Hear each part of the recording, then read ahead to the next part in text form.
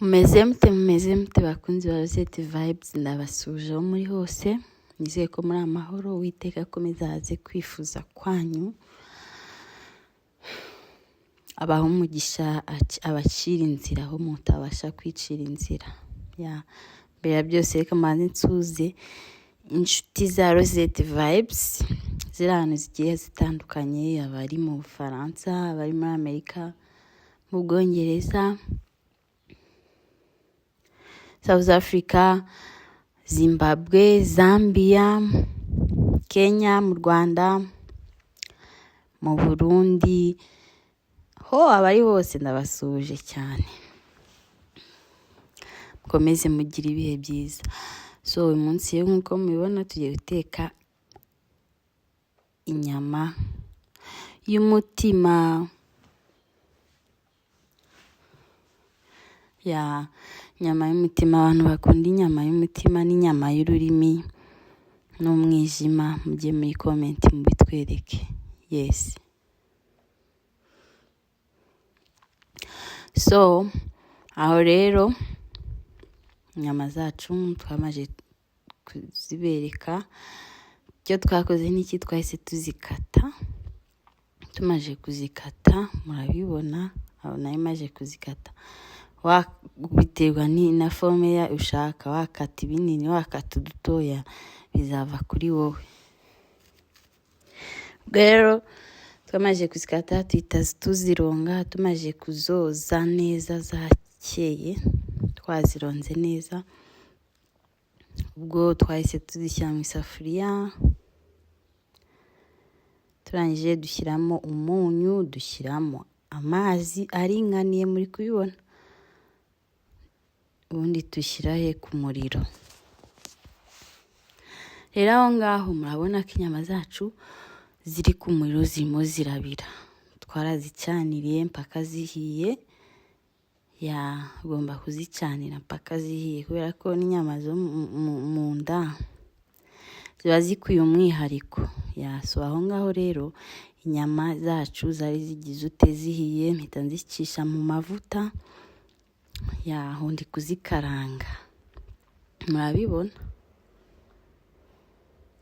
So rero guys, inyama ugomba kuzikaranga zigahindura ibara. Murabibona, ibyo ni ibirungo twakoresheje biri naturel. Inyanya, ibitunguru, pavuro, nashyizemo kibe magi, ndangije nshyiramo na salisa. Inyama zacu zigomba kuba zahinduye ibara kugira ngo zishye zifite icyanga. Kandi kuzibiza nabwo ukoresha amazi makeya, wakumva zitarashya kongeramo andi make gutyo, nta gushyiramo nyabarongo. So rero kugira ngo zishye nyine zifite icyanga. Yes.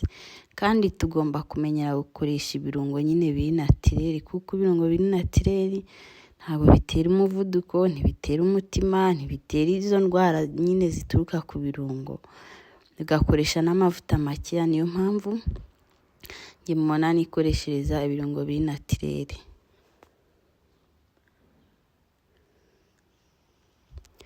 So aho ngaho rero nayo inyama nahise nzishyiramo bya birungo, maze gushyiramo ibirungo aho ngaho ndi kuzishyira hasi kugira zihure n'amavuta kugira ngo zishye vuba.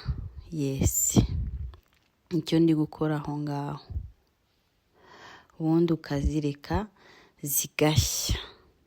Guys, mbibutse ko muri abantu b'ingirakamaro, kuba tubafite muri ab'ingirakamaro. So ndashishikariza nasaba abantu batarakora subscribe gukora subscribe kugira ngo ntimugacikwe n'amavideo yandi tuba turi kubategurira.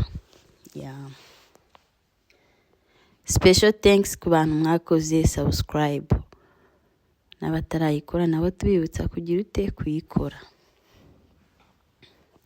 Rero izi video zacu zigamije iki? Zigamije kwigisha abantu for free.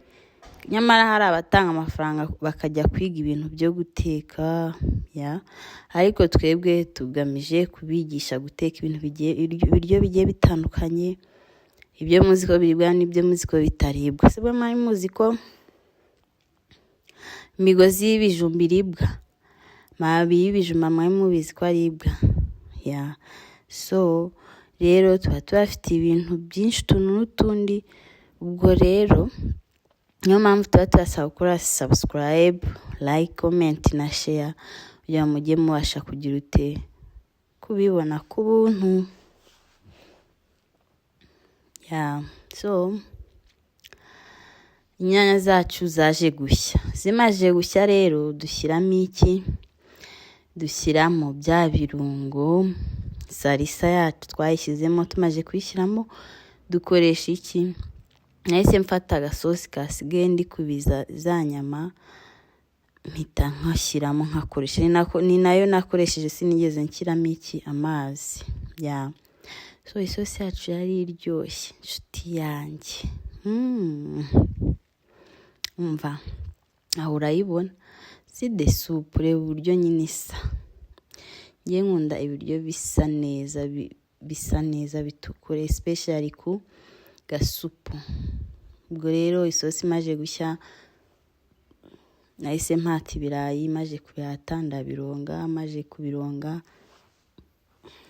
muri kubibona aho ngaho, mbikatamo kabiri. Ndangije bishyira mu isafuriya, nkateramo n'agatunguru kugira ngo ibirayi byacu bize gushya bihumura. So rero nashyizemo igitunguru, nshyiramo vinegar, nshyiramo n'amunyu mukeya, byabishye bifite iki? Uburyohe kandi ntibisaye. Aho rero muri kubibona mu isafuriya yacu.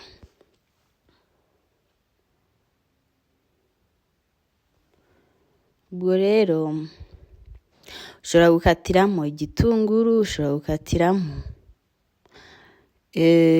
garlic kugira ngo ibirayi byawe bishye bifite nyine impumuro, cyangwa se ugakatiramo gaseleri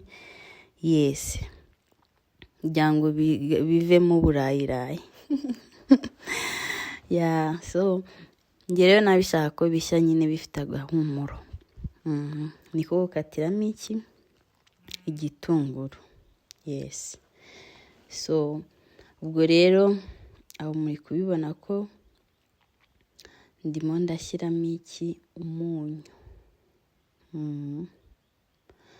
Ndimo ndashyiramo umunyu kugira ngo bishye nyine bifite iki?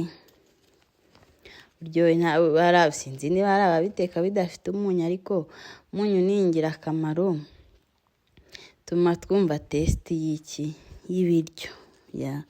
Gusa umunyu mwinshi utera uburwayi, kandi umunyu mwinshi utuma ibiryo bitaryoshye.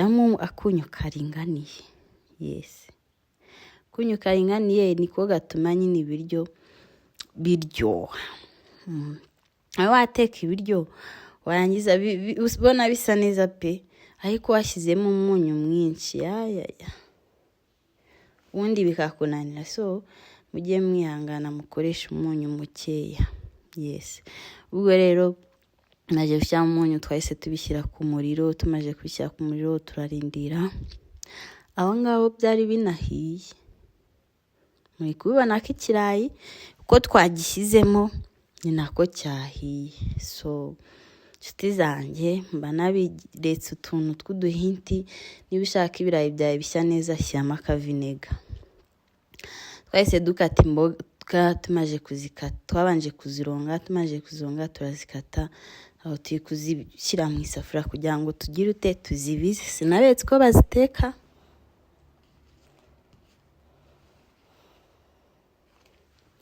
Ubwo ngubwo zijya ku muriro. Zimaze kujya ku muriro zirabira. Urazibiza, ntabwo uzihisha cyane.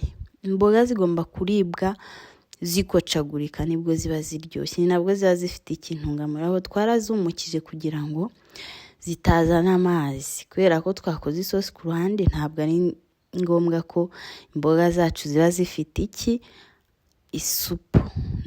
Nta supu twashakaga hehe munuze mu mboga zacu. Ubwo rero aho twakoze twakoze agasupu k'inyanya, duhita dushyiramo za mboga zacu. Muri kubibona ko turi kuzivanga. muri ya sosi y'inyanya. Yes, kandi zikaba zumutse nta mazi agomba kuzamo kubera yuko twakoze isosi ku ruhande. Yes.